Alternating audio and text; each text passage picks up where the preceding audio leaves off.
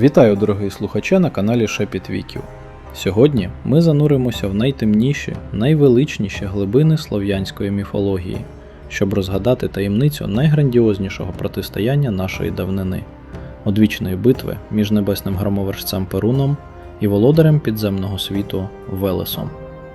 Перш ніж ми почнемо цю мандрівку крізь століття, обов'язково підпишіться на канал і натисніть дзвіночок, щоб не пропустити нові історії нашої прадавньої історії. А тепер влаштовуйтеся зручніше, заплющуйте очі або дивіться на вогонь. Ми починаємо. Усе почалося задовго до появи перших міст, у часи, коли світ був молодим і пахнув сирою глиною та нерозгаданою таємницею. Тоді Всесвіт поділився на дві незримі половини. На горі царювало світло, метал, гарячий вітер і нестримна міць прави. Там правив Перун, бог блискавки, грому та справедливості, озброєний вогняною палицею та золотими стрілами. Його володіннями були високі пагорби, віковічні дуби та безмежне синє небо. Але внизу, там де коріння гігантського світового дерева йшло в непроглядну темряву, лежав інший світ – Нав. Світ туманів, прохолодної води, нічної тиші та незліченних скарбів. Там володарював Велес, бог мудрості, магії, багатства і провідник душ. Спочатку між ними не було ворожнечі. Кожен знав своє місце. Небо не падало на землю, а земля тримала коріння. Перун охороняв порядок живи, а Велес стерег межу між життям і смертю.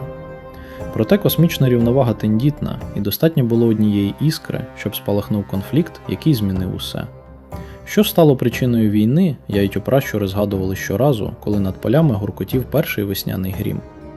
Перекази кажуть, що Велес скоїв те, на що не наважувався ніхто інший. Скориставшись своєю хитрістю та здатністю перевтілюватися, підземний бог піднявся до небесних палат Перуна і викрав найдорожче – небесні стада білих корів, ті самі дощові хмари, що несли вологу на випалені пожежами землі. За іншими міфами, Велес посмів забрати те, що належало громовержцю за правом найвищого володаря, вчинивши зухвалий виклик божественному закону. Коли Перун оглянув небо і не знайшов своїх скарбів, його гнів був подібний до вибуху тисячі зір. У міфах описують, як небо почорніло за лічені секунди. Громовержець спустився на свою колісницю, запряжену крилатими жеребцями, схопив бойову сокиру і кинувся в погоню. Почалася космічна погоня, від якої здригалася сама реальність. В деяких варіантах індоєвропейського міфу про громовержця і змія, які слов'яни адаптували під себе, причина ворожнечі набагато глибша, ніж просто стада корів. Велес викрав не лише небесну вологу, а й сакральний напій богів – священний мед або животворну воду, яка давала безсмертя та мудрість. Уявіть собі ситуацію. Володар підземного світу забирає те, що робить богів вічними, ховається у своїх кам'яних печерах Нави, а Перуну доводиться вести справжню рятувальну операцію галактичного масштабу, щоб повернути скарб на небо. У деяких архаїчніших варіантах міфу йдеться про те, що Велес, або його зооморфний прототип – водяний змій, викрав у Перуна не лише стада, а й його дружину – Макош, або інше божественне жіноче уособлення землі та води.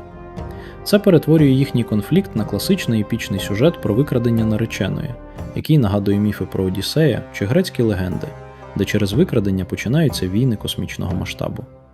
У цьому контексті Перун виступає як законний чоловік, що повертає своє майно і порядок, а Велес як спокусник і викрадач, що порушив кордони.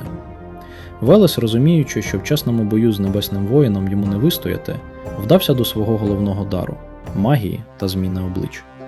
Це була гра в кішки-мишки неба і землі, що тривала вічно. Щойно Перун наближався на своїй колісниці і замахувався вогняною стрілою, Велес миттєво змінював подобу. Утікаючи через ліси, він ставав величезним, моторошним бугаєм, чиї сліди губилися в густих хащах. Коли Перун наздоганяв його на відкритому просторі, підземний бог перетворювався на сірого вовка, який стрілою пролітав крізь туманні долини.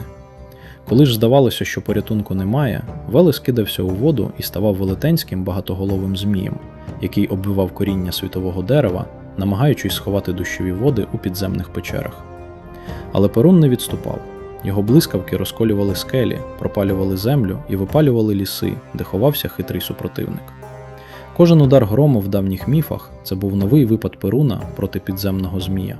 У давніх слов'ян існувало найсуворіше табу на справжнє ім'я підземного бога Вважалося, що якщо вимовити його ім'я під час суперечки чи на суді, Велес одразу почує це і забере людину до підземного світу. Через це його називали інакомовленнями – Скотій Бог, Волохатий, що пізніше трансформувалося у звичне Велес, або взагалі уникали згадок без крайньої потреби. Навіть під час укладання договорів київські князі клялися Перуном відкрито, бо він – бог закону і привселюдних зборів, а от клятви Велесу часто носили характер темних, сакральних, таємних ритуалів. Для наших предків цей конфлікт не був чимось, що сталося колись давно.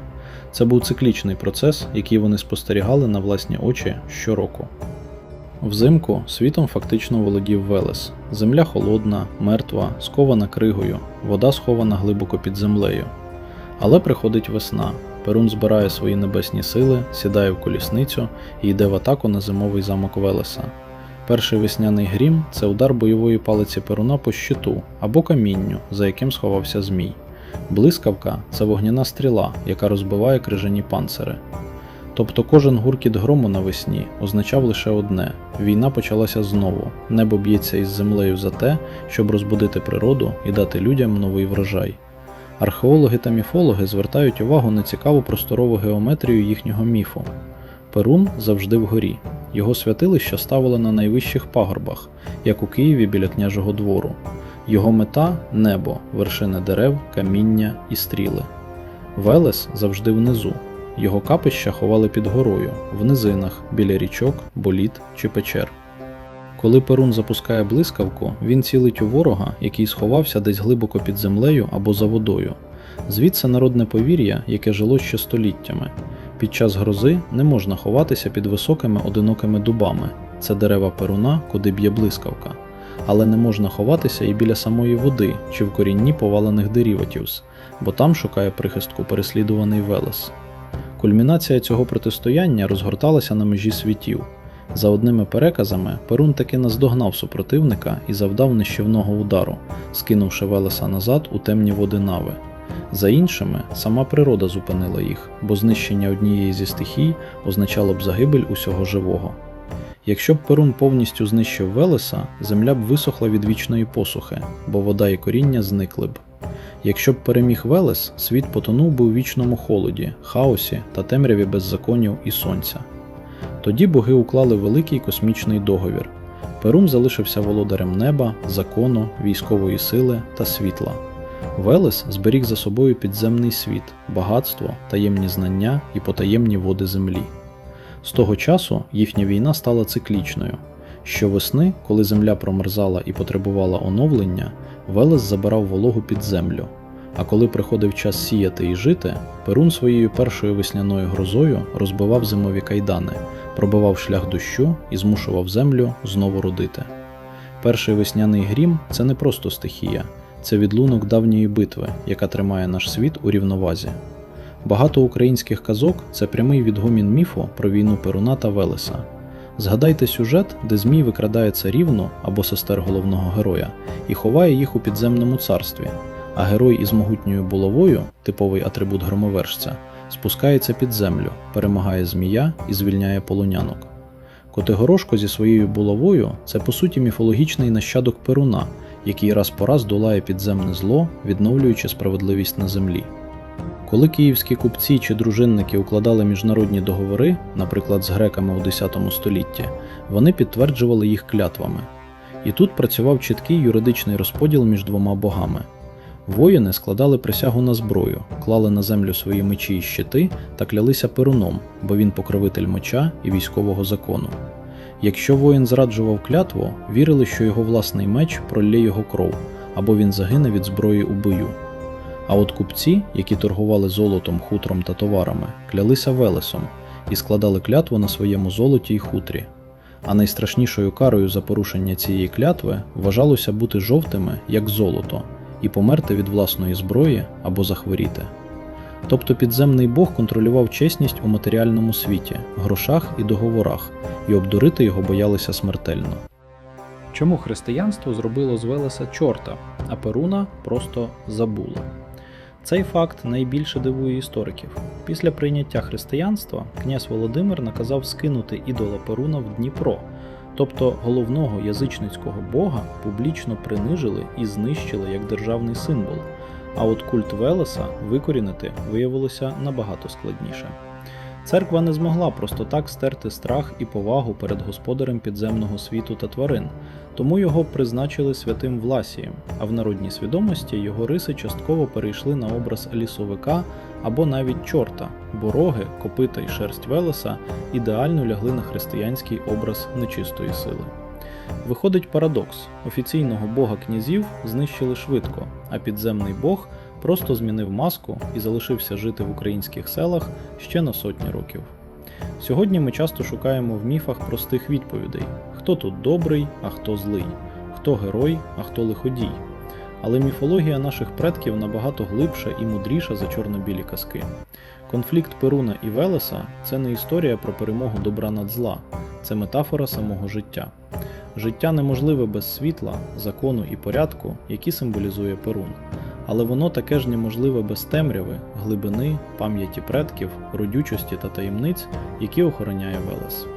Вони вічно сперечаються, вічно воюють і вічно доповнюють один одного, бо лише в їхньому балансі народжується гармонія нашої землі.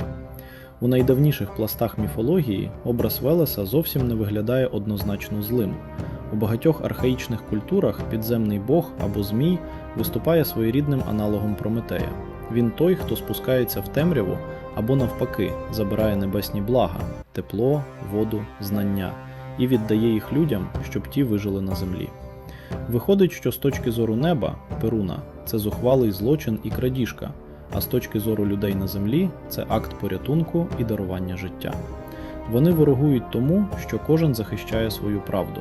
Перун – космічний порядок і закон, а Велес – земний вижиток, хліборобство і свободу. Дякую, що пройшли цей шлях разом із каналом Шепіт Віків. Сподіваюся, ця історія відгукнулася у вашому серці. Обов'язково ставте вподобання, діліться цим відео з друзями та пишіть у коментарях, чий бік у цій одвічній битві ближчий вам – непохитне небо Перуна чи глибока мудрість Велеса.